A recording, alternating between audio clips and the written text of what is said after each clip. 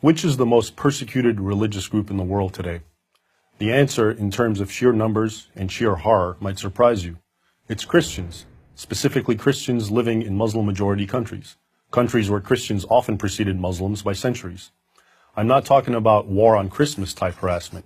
I'm talking about know your place or we're going to kill you persecution. Astonishingly, the Western mainstream media barely acknowledge what is happening. Let's look closer at this issue. It tells us a lot about the world we're living in. 100 years ago, 20% of North Africa and the Middle East, the birthplace of Christianity, was Christian. Today, Christians make up 4% of the population. Much of that decline has occurred in the last decade. In essence, Muslims are rendering North Africa and the Middle East free of Christians. Take Egypt, for example, my ancestral homeland. In just the past 2 years, tens of thousands of Christian Copts have left Egypt, and many others want to leave, but they simply cannot afford to. Why they want to leave is no mystery.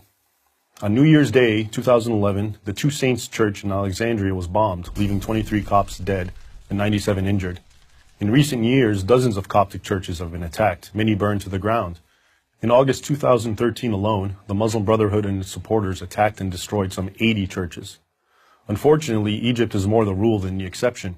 Hundreds of Nigerian churches have been destroyed in recent years, with especially deadly attacks reserved for Christmas and Easter church services, leaving dozens dead or mutilated. Churches have been bombed or burned in Iraq, Syria, and just about every place in the Middle East where churches still exist, except Israel. Christian businesses have been torched, Christian girls have been kidnapped, sold as child brides or slaves, and had acid thrown in their faces for not being veiled. Anyone born a Muslim who converts to Christianity faces jail and possibly execution. The list of fresh atrocities by Muslims against Christians grows longer almost every day. Even in Muslim countries often portrayed as moderate, Morocco, Indonesia, Malaysia, Kazakhstan, Uzbekistan, Christian minorities are under legal pressure not to build churches or evangelize. The Christians in these Muslim countries are often identical to their co-citizens in race, ethnicity, national identity, culture, and language. There is no political dispute between the Christians and Muslims, no land dispute. Vastly outnumbered and politically marginalized, these Christians simply wish to worship in peace. Instead, they are hounded and attacked. So then, why is this happening? And why is the media making so little mention of it? The first question is easy to answer. Christians are being persecuted in Muslim countries because they're Christians, or as the Quran puts it, infidels. That is, non-Muslims who are regarded by many fundamentalist Muslims as inferior. As a fundamentalist interpretation of the holy books of Islam has grown in the last 50 or so years, Christians have suffered, and in recent years they have suffered terribly. I document this in my book, Crucified Again, Exposing Islam's New War on Christians.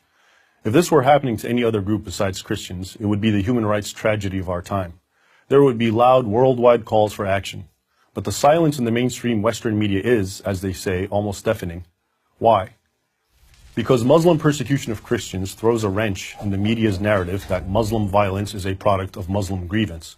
That grievance is, first and foremost, portrayed as the sin of European colonialism and alleged American imperialism. In the Muslim world's mind, those two sins are personified by the Jewish state of Israel, a nation the Muslim world believes was forced upon it by the colonial powers of Europe following World War II and is currently supported by the United States. Much of the Western world and the Western media have largely bought at least some of this narrative. Here's how it works.